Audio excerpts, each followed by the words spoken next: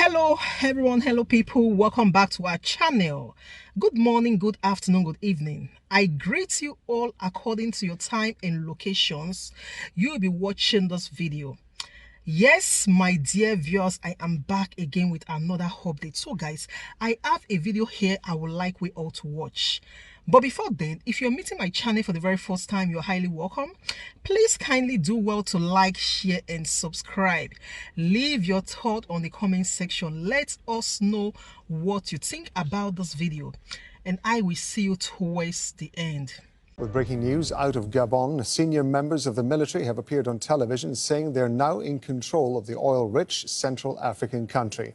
They've ordered all institutions to be dissolved. Military leaders have also announced the cancellation of Saturday's election result. The Electoral Commission says President Ali Bongo won a third term in office. He's said to have got nearly 65% of the vote. À cela s'ajoute une gouvernance irresponsable. After noting an irresponsible, unpredictable governance which results in a continuous deterioration of social cohesion that risks leading the country to chaos, today, the 30th of August 2023, in the name of the Gabonese people, we, the Committee of the Transition and the Restoration of Institutions, have decided to defend the peace, putting an end to the regime in place.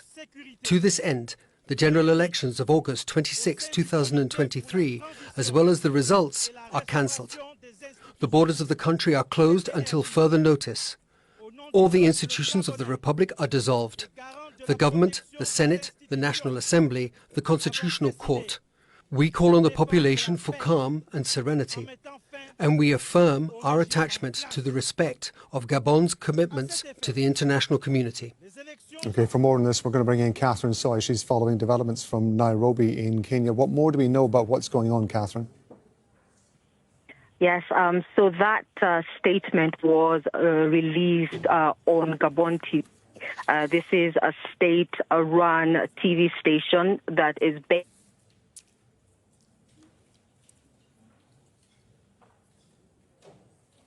Yeah, unfortunately, we've got a few problems getting hold of Catherine there. We will, of course, try and get her back later in the programme, as this is a breaking story. She'll have a lot more information.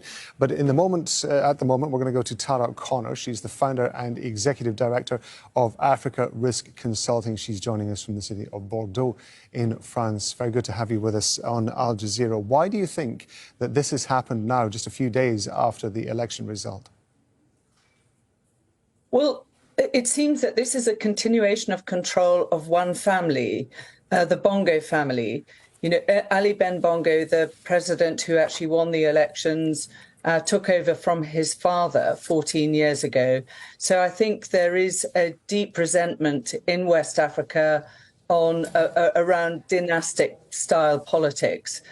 But nevertheless, this military intervention should really be seen in the context of perhaps the military interventions in neighbouring Francophone countries, Mali, Burkina Faso, and most recently Niger. The military are saying that they're ordering the dissolution of government, Senate, National Assembly and Constitutional Court. Is there any indication that they're, A, in a position to order that, and B, will people actually listen? Well, I think it's, as we've seen elsewhere, when a military takes over, it's at the barrel of a gun. So people do tend to be a bit cautious. But definitely the Omar Bongo descendants, Ali Ben Bongo, they were particularly unpopular. There was a lot of challenge to the elections. I mean, the elections took place under curfew with limited media and so on. So really, even extending the term, Ali Ben Bongo's extending his term to a third term was particularly popularly unpopular. Well, it was unpopular with people. Is there any, or has there been any indication in Gabon's past that this kind of thing could happen? Does it have a history of this kind of military intervention? Yes, it does. There was an attempt against, there was an attempted coup against Ali Ben Bongo's father, Omar Bongo, but that was actually put down by French intervention. But France has long since changed its policy towards its former colonies, and Gabon is one of the key former very loyal former colonies to France. But France has particularly changed that since Emmanuel Macron came into power and has sought to widen France's relationships to Nigeria, to South Africa, to Kenya, and reduce its dependence and reduce these very strong tied links to the former the Franc zone countries, as they're called. Is there any indication, do you think, that France is going to be put in a position where it feels it has to get involved in this, or is it going to be taking a fairly hands-off approach to what's happening in Gabon? I think it will be a hands-off approach. This is very much a big problem for France, and another coup in Francophone, what is traditionally called in France the Francophone West African countries, will be very unpopular in France. But I doubt very much that Macron will respond with an intervention, as has happened in the past, unless France is called upon to do so by ECOWAS or the African Union or the regional bodies that have been taking a very prominent role in other military coups in the region, such as most recently in Niger, where the ECOWAS, the 15-member regional body, has actually announced that it has got preparations for a military intervention in Niger to restore the constitutional order. And we will watch to see what those regional bodies and what the African Union says now about this latest in this string of coups.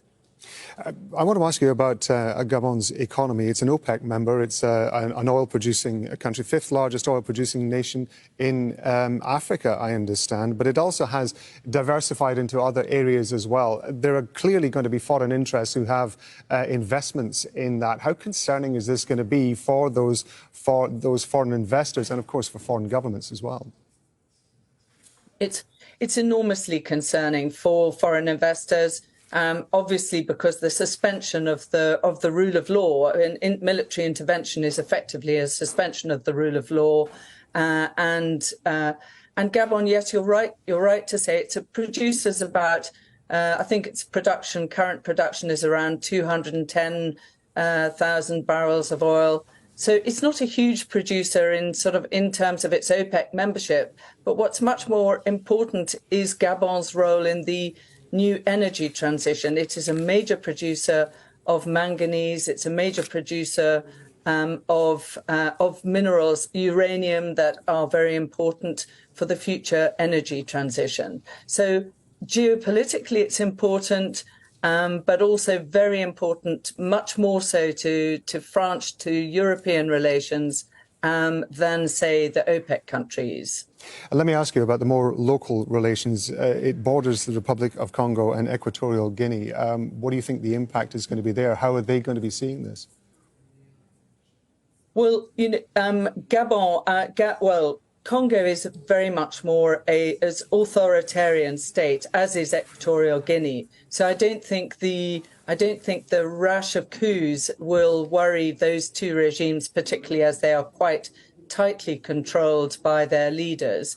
But the country that I would be more concerned about would be Senegal, where you have a very unpopular president who is equally trying to manipulate for upcoming elections by all sorts of means, including arresting and imprisoning opposition leaders.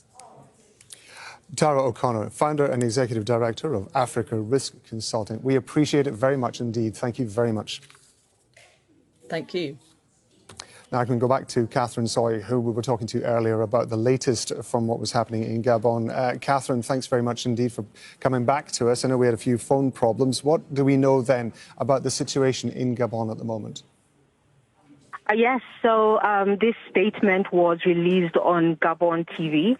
It's a state-run TV station that is based within the presidency. And those who addressed that briefing were members of the army. We saw presidential guards as well, and they're calling themselves the Committee to the Transition and Restitution of the Institutions. And they say that they don't believe that the election was free or fair or transparent. And they say that they are very frustrated because the government has not been following the will of the people. So people have been told to stay at home until the situation is resolved. And we've been talking to some people in Gabon who have been following these developments, and we are saying they've been telling me that during the campaigns,